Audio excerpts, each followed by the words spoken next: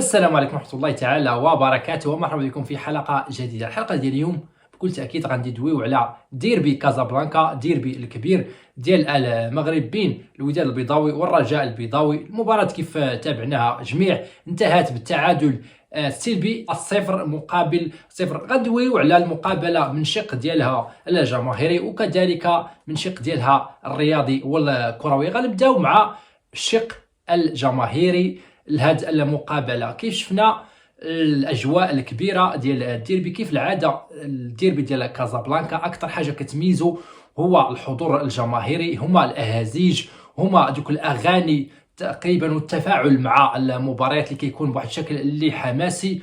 ولكن بكل امانه واحد النقطه سلبيه لازم وضروري اننا ندويو عليها، ندوي عليها، الا وهي ديك الفلام اللي كيبقاو يلوحوا وكيقطعوا المقابله. تقريبا ما شفناش الكره. علاش؟ من بين الاسباب، ولو بواحد الشكل اللي بسيط، هاد التوقفات ديال يعني اللي كتوقف المقابله، فراه بكل تاكيد كتوقف الريتم ديال المقابله اللي اصلا كان طايح. فراه الا استثنينا هاد النقطه هذه ديال كثره التوقيف ديال المقابله بدوك لي فلام اللي كيلوحوا، فراه الجمهور دار واحد الخدمه كبيره، خصوصا الرجاء البيضاوي اللي تسمع الصوت ديالو. ما عرفتش علاش، واش لان الميكروفونات ديال الرياضيه، وغندوي على الرياضيه، كانت غاديه للشق ديال الجمهور ديال الرجاء وما تسمعش بزاف الجمهور ديال الوداد البيضاوي. غندوي على القناه الرياضيه، وكما العاده فراه تقريبا دويت على هذه الرياضيه الاكثر من مناسبه، لا من ناحيه التغطيه ولا من ناحيه المعلق المباراه يعني بارده وناعسه، وكيزيد يكمل عليها بداك الريتم ديالو الضعيف، وكيبدا يسرد لك امور خارجه تماما على السياق. يعني المعلق ديال هذه المقابله زاد كفس الماتش كيف كنقولوا بالدارجه ديالنا.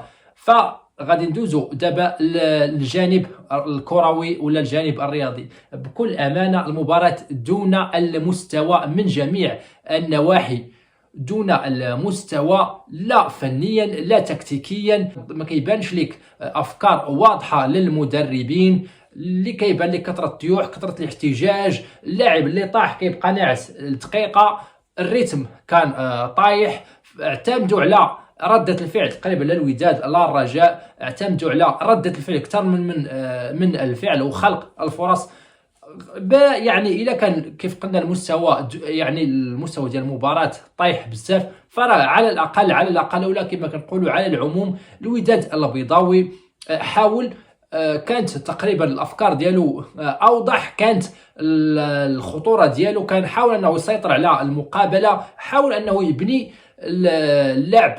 ولكن المباراة كيف قلت كانت يغلب عليها التحفظ، يغلب عليها الجوانب التكتيكية، ذاك الحذر المبالغ فيه، يعني النرفزة، أي احتكاك بسيط اللاعب كيطيح كيبقى دقيقة. فالمباراة بمجملها دون المستوى، يعني ما نكتبوش على راسنا. الجماهير يعني كيف قلت نقطة سلبية كبيرة، ديك كثرة لي فلام كيوقف المقابلة. يعني المباراة صراحة ما كنت كنتمنى انها غير تكمل، وكيزيد الجمهور كيلوح ديك لي فلام، كدوك الدخاخن، يعني ما كتبقى تشوف والو. الحكم كيوقف لك الماتش 5 دقائق وانت باغي غير انت تسالي المباراة. الحكم حاول انه يعني يدير المقابله بواحد الرزانه وبواحد الهدوء. اغلب التدخلات ديالو كانت يعني تقريبا ناجح فيها باستثناء ذاك القرار.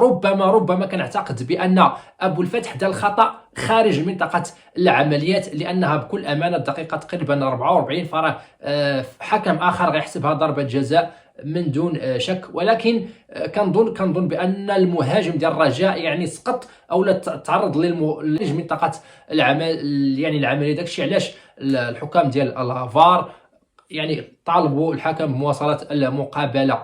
الملعب كملاحظه اخرى على الملعب، كنظن بان الملعب والارضيه ديالو بالتحديد تقريبا ارضيه بانت بانها ممتازه. الحاله ديال العامه للملعب ديال مركب محمد الخامس بانت بواحد الشكل اللي يعني على الاقل بجوده عاليه. ديك الاصلاحات اللي دارت يعني كما كنقولوا ما مشاتش غير هكاك، يعني داك الصرف ما مشاش هكاك، والفلوس بانوا على التيران كيف كنقولوا.